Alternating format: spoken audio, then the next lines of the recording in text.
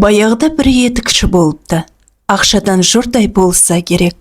Ақырында әбден кедейленіп бітіп қос етік тігерліктей ғана бұлғарысы қалыпты. Іңірде әлгі бұлғардан етік пішеді де. Қазір жатып ұйқымды қандырайын, таңертең ертерек тұрып, тігіп тастармын деп ойлайды. Сөйтеді де жатып ұйықтап қалады. Таң сәріден оянып бетін қолын жуып, жұмысқа кіріспекші болып ыңғайланса, жұмысы дайын тұр. Етіктерді біреу тігіп қойыпты. Етікші өз көзіне сенер сенбесін біле алмай аң-таң қалады.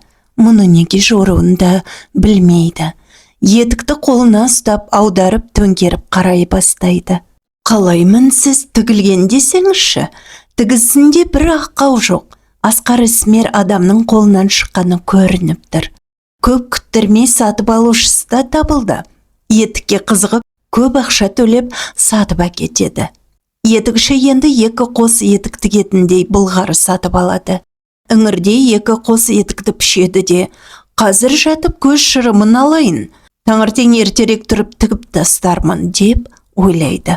Таң сәріден тұрып, беті қолын жуып жұмыс орны жаққа қараса, екі қос етіктің екеуі де тігулі дайын тұр. Сатып алушылар да бұл жолы тез табылады.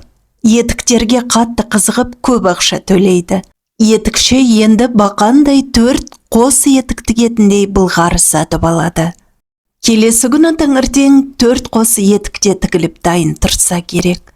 Сөйтіп, содан бері күн сайын осылай қайталана береді. Іңірде пішілген етік таңертең тігіліп дайын тұрады. Етікшінің тапшылық, жоқшылық өмірі ұмыт бола бастайды. Бір күні іңірде күндегіде бірнеше етік пішіп қояды да, ұйықтар алдында әйеліне: «Бәйбіше, бүгін ұйықтамасақ қайтеді? Етікті тігіп жүрген кім екен? Көрсек қайтеді?» дейді.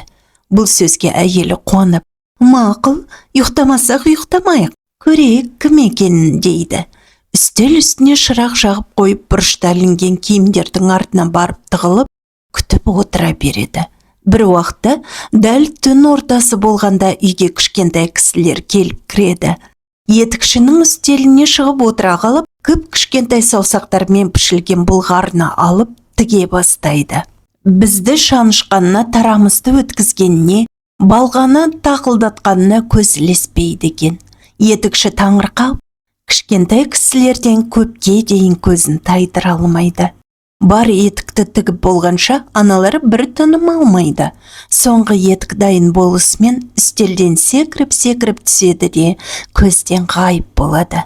Таңертең әйелі күйеуіне: «Бұл кішкентай кісілер қолымызды байлыққа жеткізді. Бізде бұларға бір жақсылық жасауымыз керек қой. Кішкентай кісілер біздікіне ылғи түнде келеді. Үстерінде киімі жоқ. Сірә тоңатын шығар. Менің басыма мынандай бір ой келіп отыр. Мен әр қайсысына көйлек, күрте, шалбар тігіп қояйын, ал сен етік тік» дейді. Етікші әйелінің сөзін тыңдап болып: «Ойың жақсы екен, шіркіндер сірә бір қуанып қалар» дейді. Сөйтіп, бір күні кешке сыйлықтарын пішілген бұлғарымен бірге үстелге қойып, өздері тағы да бұрышқа тығылып, кішкентай кісілердің келуін тосып отыра береді. Бұрынғыдай дәл түн ортасы болғанда үйге кішкентай кісілер кіреді. Үстелге секіріп шығып, іске кіріспек болса, пішілген бұлғарымен бірге әдемі көйлек, күрте жатыр.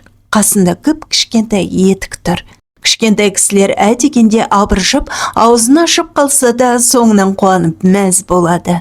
Әдемі киімдерді тез киіп алып, би-билеп өлең айта бастайды. «Сәнді киім мұнша көп, киіндік те кенелдік, етік тігер мұрша жоқ, қызыққа енді бөлендік». Үстелден үстелге, орнықтан орныққа секіріп, кішкентай кісілер ұзақ уақыт өлең айтып, би-билейді. Сонан соң бір кезде ғайып болады. Қайтып етік тігуге келмей қояды.